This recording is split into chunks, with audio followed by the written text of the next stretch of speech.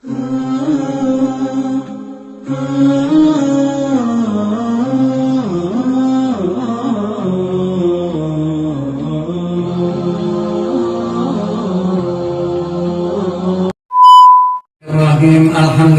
Rabbil Alamin. Hamdan yaqutu hamdal hamidin kama la nihayata li kamalillah wa adada ni'amihi wa ibdalih alal alamin.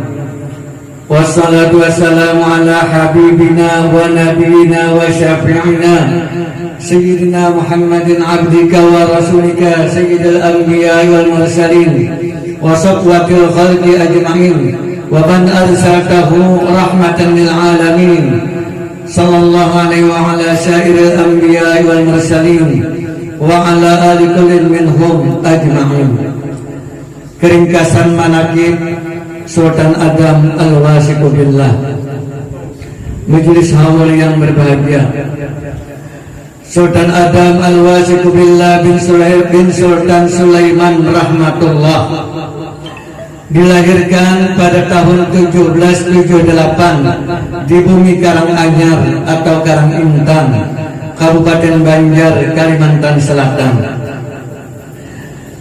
Di tahun 1821 Masehi, Sultan Sulaiman rahmatullah mulai merasakan ikut campurnya Belanda untuk mengatur masalah dalam istana Kesultanan Banjar. Dan pada sekitar tahun itu pula Sultan Sulaiman menyerahkan tahta Kesultanan Banjar kepada putra mahkota Pangeran Adam. Dan terdapat pada catatan mukti Pangeran Ahmad bin Syekh Muhammad Arsyad Al-Banjari yang berbunyi, pada hari Senin 2 hari bulan Sya'ban tahun 1236 kira-kira jam atau pukul 11, ketika itu penambahan Adam berdudus di tengah alun-alun karena minta kubuyakan jadi raja dan hamba yang hakir Ahmad bin Syekh Muhammad Arsyad Al-Banjari dibawa naik sidin ke atas padudusan adanya. Yang maksudnya ialah pada hari Senin tanggal 2 Sya'ban tahun 1236 Hijriah sekitar jam 11 siang, ketika itu penambahan Adam berdudus ialah pengangkatan sebagai Raja Banjar di tengah alun-alun karena meminta siramakan air dudus jadi raja. Dan hamba yang hina Ahmad bin Syekh Muhammad Arsyad Al-Banjari diajak oleh beliau naik ke tempat padudusan itu. Maka sejak itulah Pangeran Adam bergelar dengan Sultan Adam Al-Wasiqu Billah, yang arti dari Al-Wasiqu Billah ialah orang yang berpegang teguh kepada hukum Allah Ta'ala berdasarkan Al-Quran dan Al-Hadis.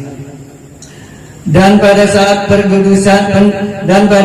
perdudusan atau pengangkatan putra mahkota Pangeran Adam, ayah beliau Sultan Sulaiman rahmatullah langsung menyerahkan tahta Kesultanan Banjar kepada putra mahkota. Maka sejak itu Sultan Sulaiman bergelar dengan Penembahan Sepuh. Hadirin yang berbahagia yang dirahmati oleh Allah, meski belum didapat data bahwa Sultan Adam pernah belajar langsung dengan Syekh Muhammad Arsyad, namun data yang pasti dan ada bahwa beliau banyak belajar dengan putra-putra dan cucu-cucu Syekh Muhammad Arsyad. Di antara guru-guru Sultan Adam Al-Wasiqu Billah ialah satu al-alim al-allamah Qadi Abu Naim bin Syekh Muhammad Arsyad Al-Banjari. Kedua, alim al-allamah Khalifah Shahabuddin bin Syekh Muhammad Arsyad Al-Banjari. Yang ketiga, alim al-allamah Mufti Haji Jamaluddin bin Syekh Muhammad Arsyad Al-Banjari. Yang keempat, alim al-allamah Pangeran Ahmad Mufti bin Syekh Muhammad Arsyad Al-Banjari. Yang kelima, alim al-allamah Qadi Haji Muhammad bin Asya binti Syekh Muhammad Arsyad Al-Banjari. Yang keenam, alim al-allamah Mufti Haji Muhammad Arsyad Lamak Pagatan bin alim al-allamah Mufti Haji As'ad bin Syarifah bin Syekh Muhammad Arsyad Al-Banjari. Karena itu tidaklah mengherankan pemikiran Syekh Muhammad Arsyad yang disampaikan melalui anak cucu beliau dalam menegakkan ajaran agama dan ajaran Ahlussunnah wal Jamaah.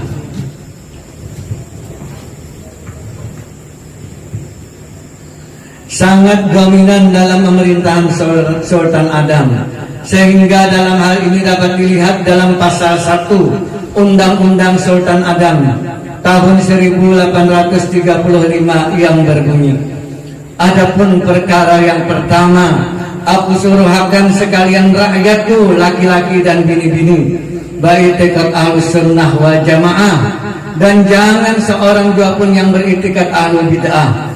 Maka barang siapa yang beretikat lain daripada Ahlussunnah wal Jamaah, kusuruh bapadah kepada hakim, dan hakim itu menobatakan dan mengajari etikat yang betul. Lamun anggannya daripada taubat, bapadah hakim itu lawan biaku. Di samping itu pula bahwa Sultan Adam sangat cinta dan hormat serta patuh kepada guru-guru beliau, di mana hal ini terlihat dalam Undang-Undang Sultan Adam pada akhir pasal 31 yang berbunyi, sekalian kepada kepala jangan ada menyalahi Pitua Haji Jamaluddin. Haji Jamaluddin ini, lamun orang lain menyalahi apabila ikam kadakawa manangat laka-lakas bapadah kayah diaku. Begitu besar cintanya dan hormat serta patuhnya Sultan terhadap guru-guru beliau, sehingga rakyat disuruh untuk mematuhi pitua-pitua guru beliau. Maka terjalinlah hubungan yang erat, yang harmonis antara ulama dan umara, di mana Sultan selalu meminta pitua kepada ulamanya, dan rakyat pun hidup tentram dan sejahtera dalam menjalani kehidupan sehari-hari, karena selalu diarahkan oleh Sultan dalam pemerintahannya berdasarkan petunjuk ulama dan guru yang berada di sampingnya.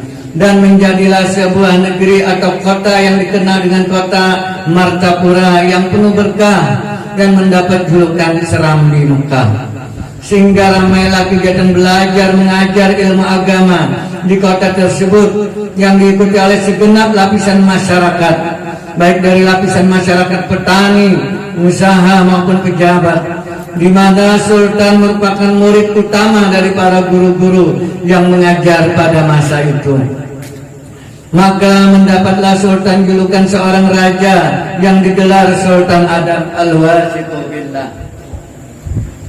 Sultan Adam Al-Wasiqu Billah adalah seorang sultan yang kuat ibadat dan berhasil menerapkan hukum Islam di kerajaan Banjar Banu Halimah, yang beliau wujudkan dalam satu undang-undang supaya rakyatnya benar-benar menjalankan ajaran Ahlussunnah wal Jamaah dan memasukkan lembaga-lembaga keagamaan dalam struktur pemerintahannya, yang langsung pelaksanaannya dipimpin oleh hakim tinggi yang terdiri dari mufti, qadi, dan khalifah. Majelis haul yang dirahmati oleh Allah Subhanahu wa taala. Sistem pemerintahan di zaman Sultan Adam mengalami beberapa perubahan, meliputi mufti, hakim tertinggi yang merupakan pengawas pengadilan umum, qadi, kepala urusan hukum agama Islam, penghulu, hakim rendah yang kebanyakan mendapat piagam cap dari penambahan, lelawangan, kepala di dalam sebuah daerah, lurah langsung sebagai pembantu lelawangan dan mengamati pekerjaan beberapa orang pembakal atau kepala-kepala kampung yang dibantu oleh Khalifah Bilal dan kaum. Pembakal, kepala dari sebuah kampung yang kebanyakannya terdiri dari 2 anak kampung. Mantri, pangkat kehormatan untuk orang-orang terkemuka dan berjasa. Di antaranya ada juga yang menjadi kepala dalam sebuah daerah dan mempunyai kekuasaan sama dengan lelawangan. Tatuha kampung, orang yang terkemuka di dalam kampung karena dapat penghargaan dari anak buah kampung. Panakawan, yaitu orang-orang yang menjadi suruhan raja atau kepala. Mereka dibebaskan dari segala pekerjaan negeri dan membayar pajak. Di samping dari golongan tersebut di atas ada pula golongan yang turut membantu dalam urusan pelaksanaan undang-undang hukum adat, seperti Kadang Raja, Pangeran, Gusti, Raden, Kiai, Demang, dan Nanang. Yang kedudukan mereka di dalam pemerintahan ada dua macam. Pertama, ada yang sebagai pembantu kehormatan, dan kedua ada sebagai penyelenggara yang tetap dalam satu cabang pekerjaan. Misalnya pelaksanaan pemerintahan di kampung-kampung, dalam urusan kepolisian, perguruan, pemungutan cukai, urusan sosial, sultanan, dan lain-lain. Pusat pemerintahan dan istana kerajaan Sultan Adam Al-Wasiqu Billah. Sejak kerajaan Banjar pertama dan kesultanan pertama, Kesultanan Kerajaan Banjar, maka pusat pemerintahan selalu berpindah-pindah. Mulai dari negara Dipa, Margasari, Kahuripan yaitu Amuntai, Dahak yaitu negara, dan Banjarmasin atau Banjarmasin sebagai pusat kerajaan Banjar pertama dipimpin oleh seorang sultan. Kemudian pindah lagi ke Pemakuan Sungai Tabuk, kemudian ke Muara Tambangan, lalu ke Batang Banyu, dan akhirnya ke Kayutangi Martapura. Dan pada pemerintahan Sultan Sulaiman, pusat pemerintahan berkedudukan di Karangintan, dan akhirnya suatu Sultan Adam memerintah, dan pada saat Sultan Adam pemerintahan berpusat kembali di Martapura dengan istana yang terletak di Keraton Sasaran Pasayangan, Jalan Demang Lehman. Bekas-bekas istana setelah pendopo benteng dan balai pengamanan yang dikelilingi balok kayu ulin, halaman tempat terpacangnya tiang bendera kerajaan, kini telah ditempati lokasi penginapan abadi. Ya, tak lagi penginapan abadi inilah asrama Kaltim dan kantor Radio Al-Karomah dulu di situ. Bekas kantor pos Pasar Taibah, Pasar Batuah, dan lapangan Bumi Selamat, pertokoan, toko pertokoan, pusat pertokoan Permata sekarang. Hadirin yang berbahagia yang dirahmati oleh Allah Subhanahu wa taala. Sultan Adam Al-Wasiqu Billah adalah putra Sultan Sulaiman rahmatullah dan mempunyai saudara yang seibu sebapa sebanyak 5 orang dan saudara sebapa 19 orang, sehingga jumlah saudara Sultan Adam sebanyak 23 orang. Dengan demikian Sultan Sulaiman rahmatullah berjumlah 24 orang. Saudara-saudara Sultan Adam Al-Wasiqu Billah yang seibu sebapa: 1 Pangeran Husin Mangkubuminata, 2 Ratu Haji Musa, 3 Pangeran Perbatasari, 4 Pangeran Hasir, 5 Pangeran Sungging Anom. Kedua yang sebapa: Pangeran Ibrahim Kesumawijaya, Pangeran Ahmid, Pangeran Hamim, Pangeran Singasari, Pangeran Dipati, Pangeran Ahmad, Pangeran Wahid, Pangeran Tosin, Pangeran Tahmid, Pangeran Muhammad, Ratu Marta, Pangeran Kusairi, Ratu Salama, Pangeran Hasan, Putri Umi, Ratu Masohot, Ratu Kartasari, Pangeran Padil, dan Ratu Bulkis.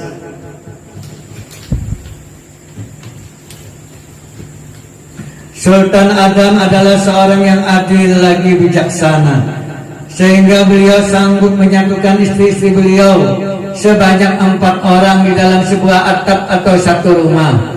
Namun apabila ada yang mati di antara istri beliau itu, maka beliau kawin lagi, sehingga tetap berjumlah 4 orang sampai akhir hayat beliau.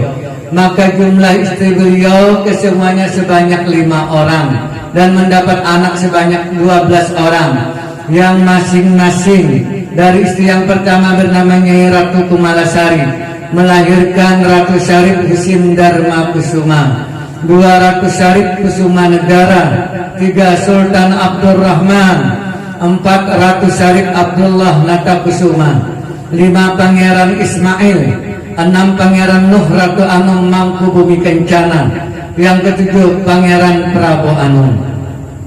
Istri kedua bernama Nyai Endah melahirkan satu Pangeran Surya Mataram. Istri ketiga bernama Nyai PA melahirkan satu Ratu Jendra Kusuma dan Pangeran Muhammad. Istri keempat bernama Nyai Peles melahirkan Pangeran Surya Nasaruddin. Istri yang kelima bernama Nyai Saamah melahirkan Ratu Ija.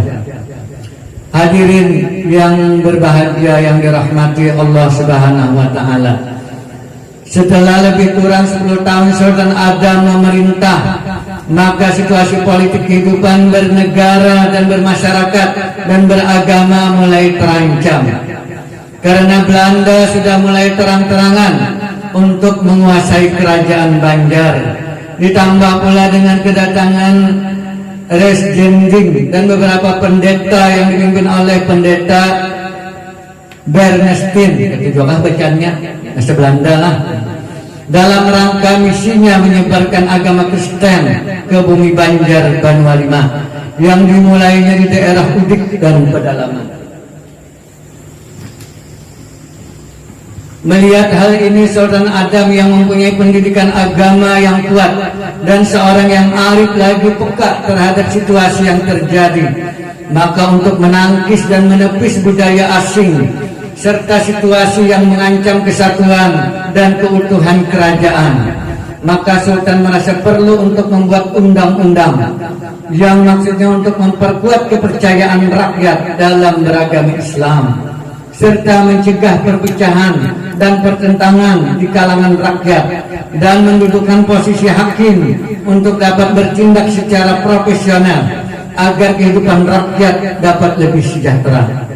Maka dalam hal ini beliau bentuklah suatu tim untuk membuat undang-undang tersebut yang langsung beliau pimpin sendiri dan dibantu oleh beberapa orang tenaga ahli yang terdiri antara lain Pangeran Syarif Husin, menantu Sultan Adam sendiri, dan Mufti Haji Jamaluddin bin Syekh Muhammad Arsyad dan lainnya, dan terkenal dengan nama Undang-Undang Sultan Adam yang terdiri dari 31 pasal dan materinya dapat dikelompokkan terdiri dari 1. Masalah agama dan peribadatan, 2. Masalah hukum perkawinan, 3. Masalah hukum dan tata pemerintahan, 4. Masalah hukum tanah, yang 5. Masalah peradilan, yang 6. Peraturan peralihan yang tercantum pada pasal 16.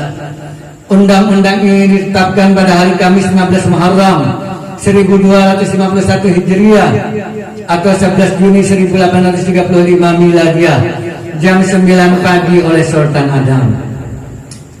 Majelis haul yang berbahagia, dalam pelantikan Sultan Adam pada tahun 1820 sebagai raja, maka putra tertua beliau bernama Pangeran Abdurrahman dilantik sebagai raja muda dan dikenal dengan nama Sultan Abdurrahman Muda pada usia 19 tahun. Sultan Muda Abdurrahman sebagai anak yang diamanahi memimpin kerajaan kelak, menggantikan kedudukan tahta Kesultanan Banjar sesuai dengan surat wasiat kakeknya Sultan Sulaiman rahmatullah. Tahun 1851 tepatnya tanggal 9 Rabiul Akhir tahun 1269 Hijriah, Sultan Muda Abdurrahman dinobatkan menjadi Sultan Banjar yang sah. Meski Sultan Abdurrahman menjadi Sultan Banjar Banu Halimah, beliau tidak pernah menduduki kursi singgasana karena menghormati orang tuanya yang masih ada. Meski Sultan Abdurrahman sudah dinobatkan menjadi Sultan Banjar yang sah, tetapi pihak kolonial Belanda tidak mengakuinya karena ayahanda beliau yaitu Sultan Adam Al-Wasiqu-Billah masih ada. Pihak kolonial Belanda tidak mengakuinya karena Sultan Abdurrahman tidak mau bekerja sama dengan mereka. Pihak kolonial tidak senang, mereka terus menekan dengan kebijakan Sultan Abdurrahman. Mereka berusaha memecah belah hubungan beliau dengan saudara-saudaranya dengan mengadu domba dan upaya buruk lainnya. Akan tetapi Sultan Abdurrahman bersikap keras dengan kaum kolonial Belanda. Sebaliknya kepada saudara-saudaranya beliau adalah orang yang ramah tamah dan sangat kasih sayang kepada rakyatnya. Kepada orang tuanya beliau sangat memuliakan, bahkan kepada guru-gurunya, sehingga mereka sayang kepada Sultan Abdurrahman. Semenjak Sultan Abdurrahman menjadi Sultan Banjar Banu Halimah, banyak yang merongrong dan mengkhianati Kesultanan Banjar. Selama kurang 3,5 bulan beliau menjabat sebagai Sultan Banjar. Beliau mulai sakit-sakitan karena pengaruh penyakit diderita sejak sekian tahun. Akhirnya pada tanggal 24 Rajab 1269 Hijriah akibat sakit paru-paru dan sakit kuning, sejak sore hari hingga tengah malam menjelang dini hari, Sultan Abdurrahman berpulang ke rahmatullah. Innalillahi wa inna ilaihi raji'un. Esok harinya menjelang salat fardu asar, beliau dimakamkan di depan rumah anak beliau sendiri di Pasayangan, Martapura. Sebelum wafat beliau sempat berwasiat kepada orang tua, istri dan anak-anaknya, kalau aku berpulang habis waktuku memimpin Kesultanan Banjar, maka yang meneruskan adalah anakmu Hidayatullah. Sesuai amanah batinku dari petunjuk Allah Subhanahu wa Ta'ala, maka pemerintahan kembali dipegang oleh ayahandanya, yaitu Sultan Adam Al-Wasikubillah, hingga 13 Rabiul Awal tahun 1274 Hijriah atau 1852 sampai 1857.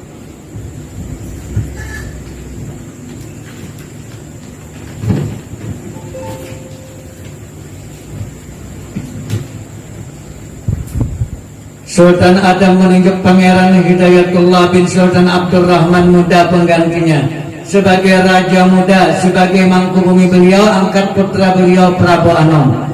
Maka kedua keputusan tersebut ditantang oleh Residen Panheng sebagai kepala daerah di Kalimantan Selatan dari pemerintahan Belanda yang sudah mulai mengembangkan sayapnya di Banjar, di bumi Banjar, di mana Panheng menghendaki Pangeran Tamjid sebagai raja. Sehingga dengan kedua peristiwa tersebut menjadi cikal bakal peperangan antara kerajaan Banjar dengan pemerintahan Belanda, sehingga pecahlah perang Banjar hingga Oktober 1905. Lebih kurang 32 tahun Sultan Adam Al-Wasikubillah memerintah di negeri Banjar, membawa rakyatnya hidup sejahtera, menegakkan ajaran Ahlussunnah wal Jamaah, meningkatkan perekonomian serta pertanian, dan mempelopori kegiatan belajar mengajar dalam bidang ilmu agama, serta mempertahankan kerajaan dari serangan penjajah, baik dari pemerintahan kerajaan Belanda maupun dari kerajaan Inggris.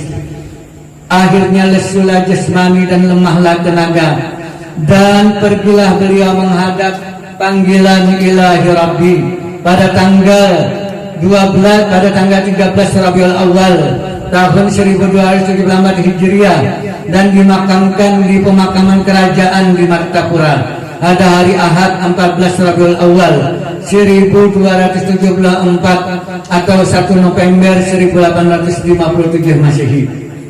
Beliau pusakai kepada anak cucu dan zuriat atau keturunannya dengan semangat perjuangan dalam mempertahankan kerajaan dan suatu undang-undang sebagai pegangan atau landasan untuk berpijak dalam menentukan segala kebijakan, memegang teguh agama, memperkokoh persaudaraan, persatuan dalam menciptakan masyarakat yang agamis untuk kemajuan bangsa dan negara.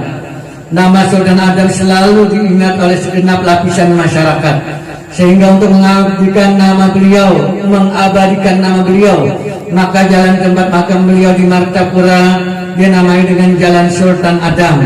Dan untuk mengenang jasa beliau mencetuskan undang-undang, maka diabadikan menjadi sebuah nama Sekolah Tinggi Ilmu Hukum Sultan Adam di Banjarmasin, dan lain-lain.